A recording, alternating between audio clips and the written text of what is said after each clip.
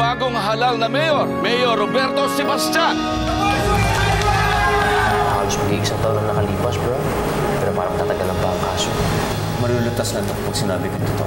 Pero wala kang balak gawin yun sa ngayon. Lalo na iba na nakikita kay Roberto at Melissa. Ano mo sabihin? Malapit niya na makuha mag-ina ko. Siguro, tayo nga para sa isa't isa.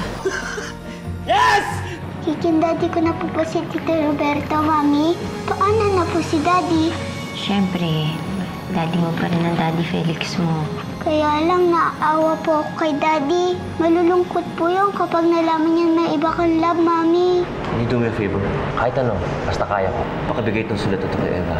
At pakitignan-tignan na rin ang pamilya ko. Galing yan kay Felix. Miss na ni Felix si Eva, Melissa. Kung naman sana yung pagkait sa kanya yung anak niyo. Hindi ko ma-imagine ang bukas na hindi ko kayo kasama. Gusto kong masubaybayan ang paglaki mo. Gusto kong may nakakausap kang daddy, may napagsasabihan. Kaya gagawin kong lahat para makalabas dito, anak. Magkikita tayo ulit at magkakasama. Pangako ko sa'yo yan. Hindi na ako pwede lumambot sa'yo, Felix.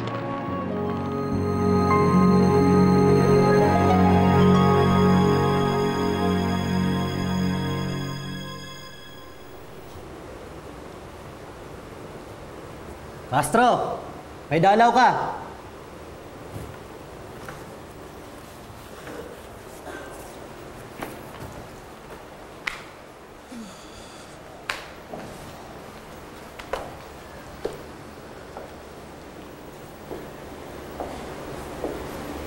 Melissa. Hindi ako makapaniwalang dadalawin mo ko. Ano to? Ha? Ano to? Hindi mo ako mapakiusapan na patawarin ka? Kaya ang anak ko ang ginagamit mo?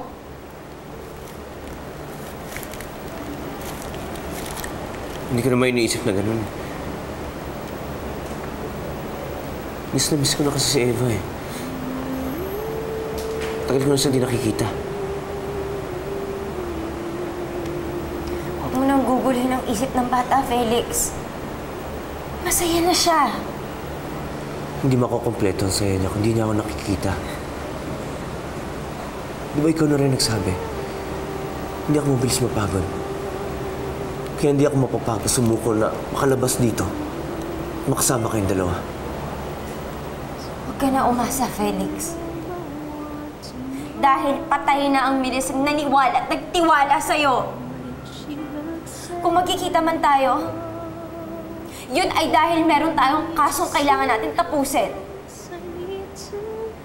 Kaya please, pabayaan mo na kami ni Eva. Patahimikin mo na kami.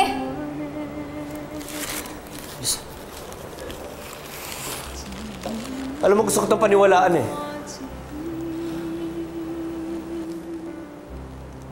Gustuin ko mo maniwala na wala na ako sa puso mo. Pero tuwing nagkikita tayo, tuwing nagkakausap tayo, alam ko mahal mo pa rin ako. Yun ba ang paniniwala mo?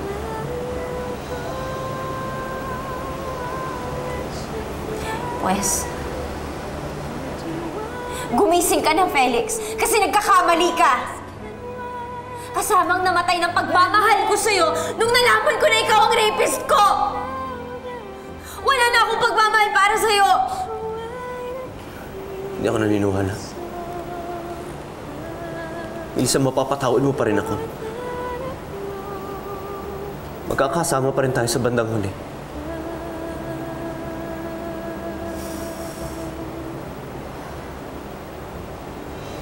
Huwag ka nang umasa, Felix. Dahil sinagot ko na si Roberto. Show me the tears you never shed. Give me the touch that one you've promised to be mine. Or has it vanished for all time? Kayo na ni Roberto? Oo. Kami na ni Roberto. Kaya sana, sapat na yun para maniwala kung wala na akong pagmamahal para sa'yo. Melissa. Felix, please. Please. patahimikin mo na kami. Kasi hindi ka na parte ng buhay namin. More than a broken vow. I close my eyes and dream of you and then I realize there's more to life than only bitterness and lies. I close my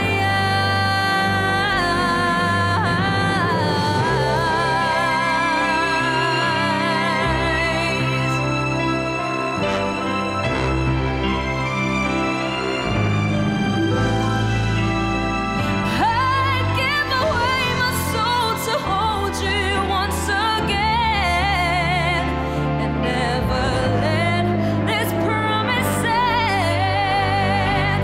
I let you go, but let you find now that I know I'm asking why. I let you go.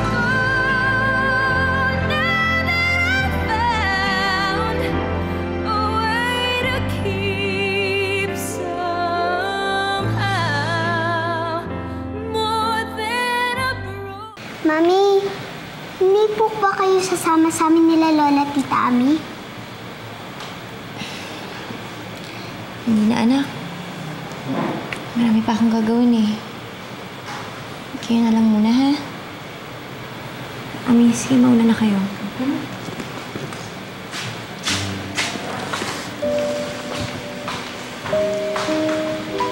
Ami, hintayin niyo na lang ako sa labas ni Eva, ha?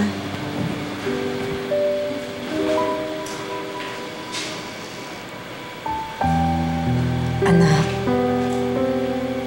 huwag mong itago. Lalo na huwag mong pigilan dahil mas mahirap. Kung ano man nagpapahirap sa kalooban mo ngayon, sabihin mo sa akin. Sabihin mo sa akin, makikinig ako.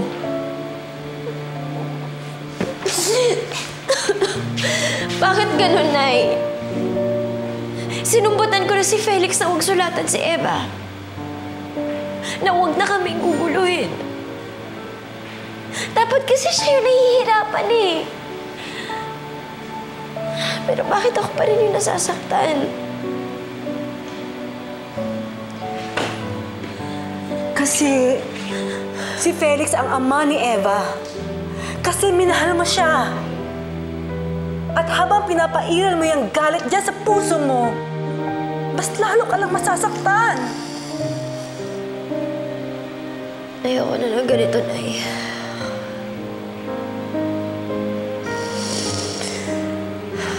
Siguro tama ka nga.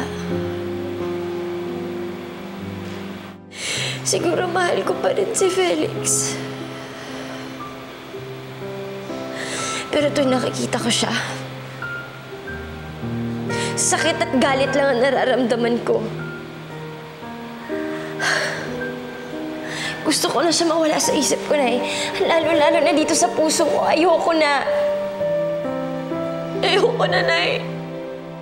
Hirap na po ako.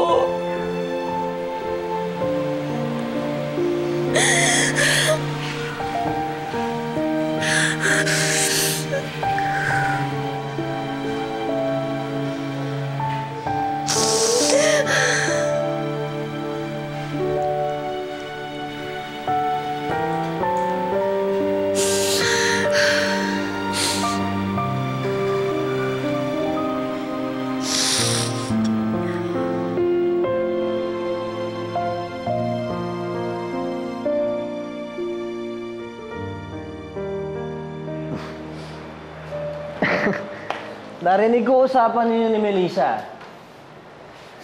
Alam mo, hirap nga rin eh, no?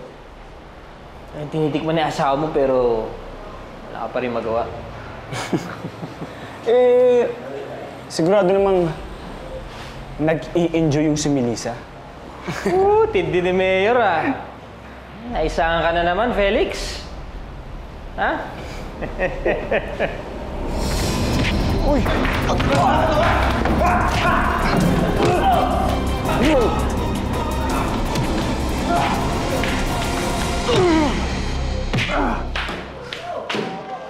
Ha? Ha? Ano? Lalaban ka ba? Walang lola. O ang yaman mo ang tatanggol sa'yo dito. Kaya Felix, tanggapin mo na lang. Tanggapin mo na lang katotohanan na talunan ka. Tama na yan. Tapang mo, ha? Akala ko hindi na kayo uuwi eh. Ito kasing anak mo, nagyayapang mamasyal.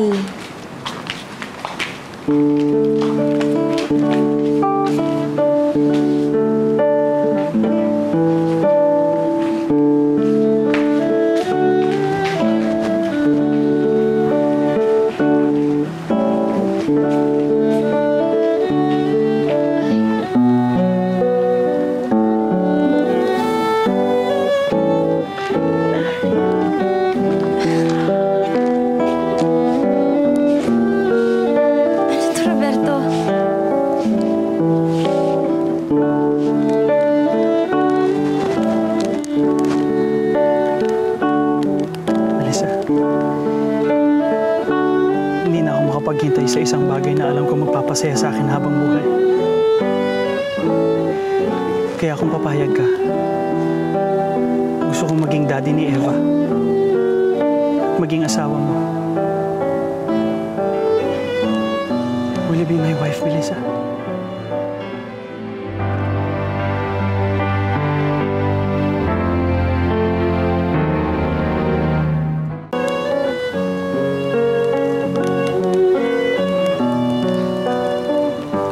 Melissa,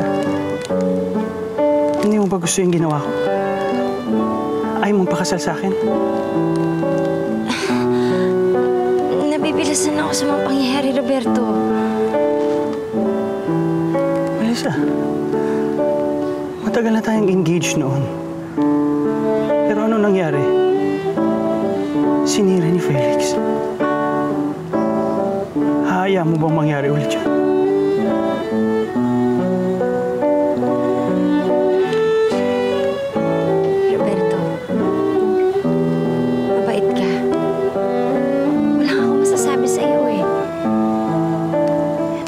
Dami ko pang dapat ipagpasalamat sa iyo.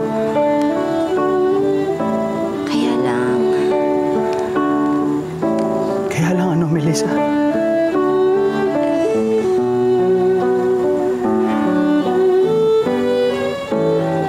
Ayokong pumasok sa isang bagay na hindi ako sigurado.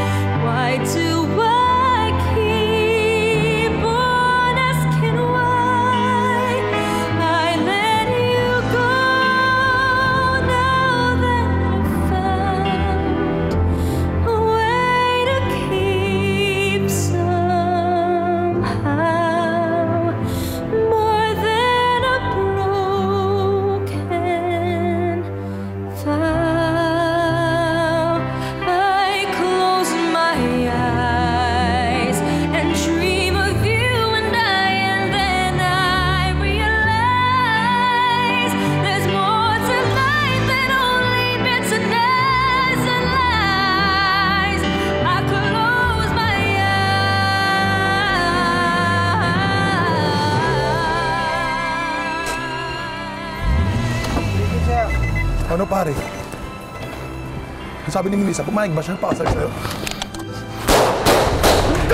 Pare, ano ba nangyari sa'yo? Hindi pumayag si Melissa magpakasal sa akin. Pare, tama na. Masyado na siguro nabigla si Melissa. Di mo ako pwede! Mga! Pare, tama na. Hindi ako pwede mabigo. Oh my God! Pigilan mo anak mo! Roberto! Matakot ang mga kapitbahay! Roberto, tama na yan! Ano ba nangyayari sa'yo? Ha? You don't have to worry about anything. Naglalabas lang ako ng galit. Roberto!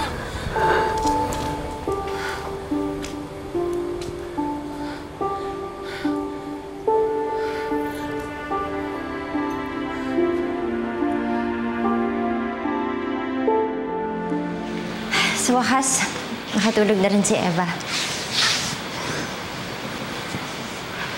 Parang ikaw, Melissa. Alam mo, ang hirap mong gisingin. Sa totoo lang, ha? Binibigay ni Roberto sa'yo ang buhay niya, tinanggihan mo pa. Ami, bakit ba kasi hindi mo nalang pabayaan si Melissa na magdesisyon para sa sarili niya? Abay, kung ayaw niya magpakasal kay Roberto, nasa sa kanya na yon. Eh, akala ko ba gusto mo makalimutan si Felix? Paano mo makakalimutan yung taong yun kung ayaw mo buksan ang pintuan mo sa iba? Pagkakataon mo na to, Melissa. Hindi lang gaganda ang buhay niyo ni Eva kay Roberto, kundi magiging masaya ka rin. Dahil ma-realize mo na si Roberto pala talaga mahal mo. Buksan mo lang ang mga mata at puso ni Melissa.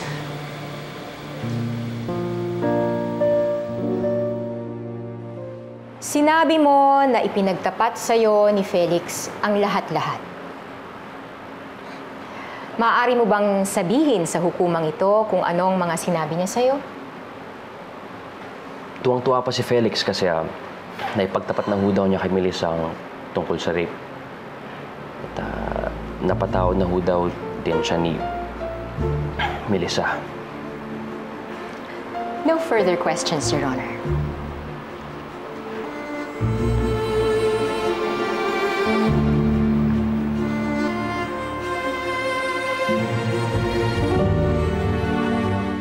Mukha namang may laban tayo, Felix.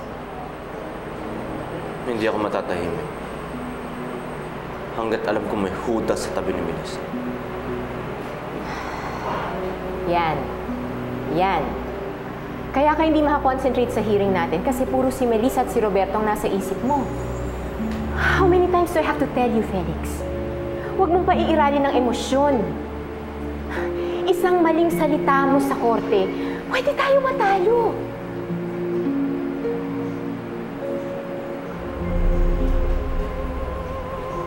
Can you do me a favor, attorney? Pwede ka ba makinig sa akin? Di bilang isang kliyente, kundi isang kaibigan.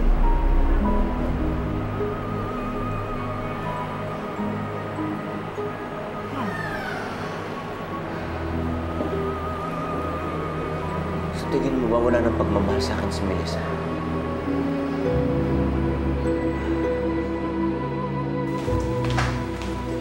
Talagang wala silang choice kundi panindigan ng kasinungalingan nila. Pero mahina pa rin ang depensa eh. Kaya I'm sure mananalo tayo sa kaso. Kaya sana, Melissa, tanggapin mo na yung proposal ko. Ano ba yung kinatatakot mo? Kulang pa ba ang ginagawa ko sa'yo? Hindi, Roberto. Sobra-sobra na kayong ginagawa mo para sa amin eh. Ay, bakit nahihirapan ka pa rin magdesisyon? Melissa, hindi ko kayang mawala ka sa akin. Pero ikaw, kaya mo bang mawala ako sa buhay mo?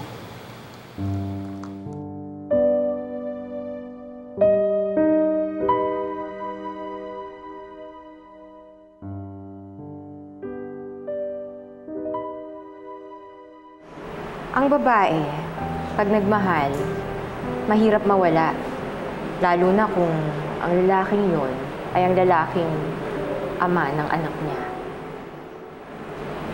Mapapatawad ba niya ako? Mamahalin ba niya ako ulit? I believe nothing's impossible, Felix. Basta lumaban ka lang. Huwag kang susuko.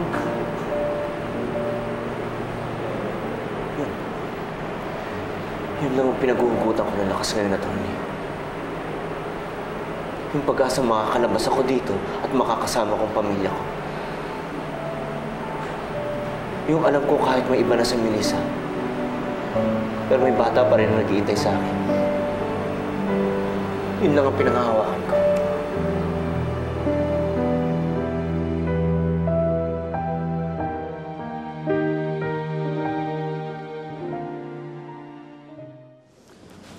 Sa tingin ko, mahina ang laban natin sa kaso, Regina.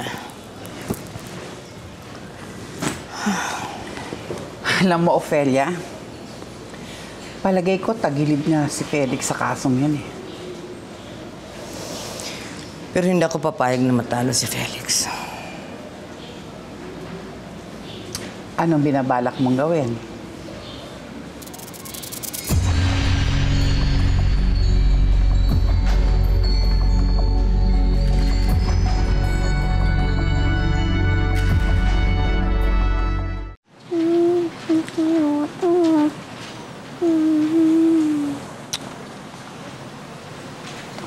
Apa tuh?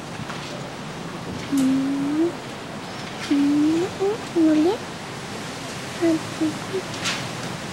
Mata. Hi, Eva. Ang hirap naman gawin, Tito Roberto. Halika, tulungan kita. Madali lang to eh. Yan o. Dito yan.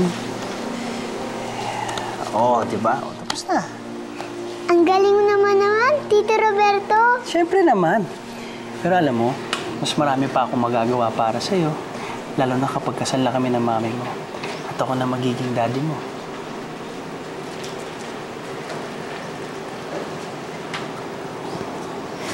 Huwag ka naman masad. Alam ko naman si Daddy Felix pa rin ang gusto mong daddy. But you know what? Nakausap ko ang daddy mo. Talaga po? Oo. Pero i-secret lang natin to sa mami mo, ha? Nasabi kasi sa akin ng daddy mo, alagaan daw kita. Parang guardian angel na inutusan para magbantay sa'yo. Sinabi niya po yun? Oo naman, Eva. Sabi nga sa akin, matutuwa daw siya kapag may nag-aalaga sa'yo. Ayaw mong matutuwa ang daddy mo sa'yo. Gusto po. Pero, mukhang ayaw ng mami mo eh. Ikaw lang makaka-convince sa mami mo na ikasal kami. Kaya mo bang gawin yun? Ewan ko po. Gawin mo yun, Eva. Para sa daddy mo. Di ba sabi mo gusto mo maging masaya ang daddy mo? Magiging masaya lang siya kapag ginawa mo yun para sa kanya. Sinabi ni Roberto yun? Na baka mawala siya sa buhay mo? Hindi ko nga siya maintindihan eh. Alam mo, Melissa, baka kasi nagsasawa na sa'yo yung tao. Paano nga kung mawala siya? Kung iwanan niya kayo ni Eva? Sa totoo lang, Ami, hindi naman titibay ng ganito yung loob ko kung hindi dahil kay Roberto eh. At isa pa, natutuwa rin ako kasi si Eva hindi naging ganun kalungkot. Ang laki na nagagawa para sa amin ni Roberto. Kaya nga gumising ka na, Melissa. Buhayin mo na rin ang puso mo para kay Roberto. Dahil pag nawala siya, baka magsisi ka. Ikaw rin.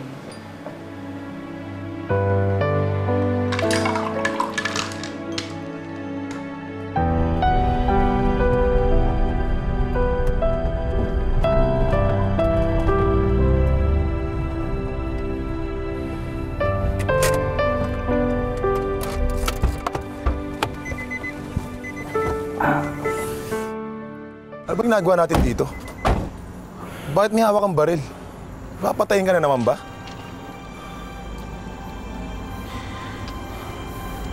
May gusto lang akong patunayan kay Melissa. Nakita ko kasi sa mukha niya. Nakita ko yung awa eh. Nung tinanong ko siya kung paano kapag nawala ako. Ngayon masusubukan ko kung kaya nang wala ako.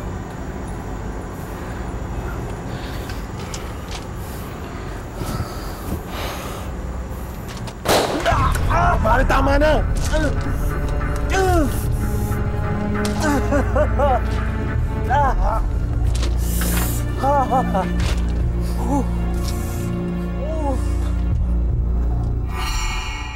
Hello, Rico? Bakit?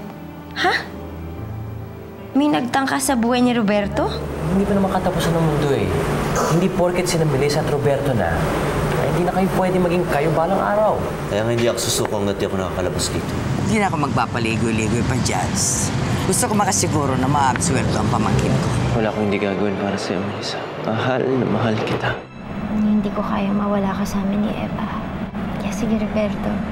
Pumapayag na ako magpakasal sa'yo.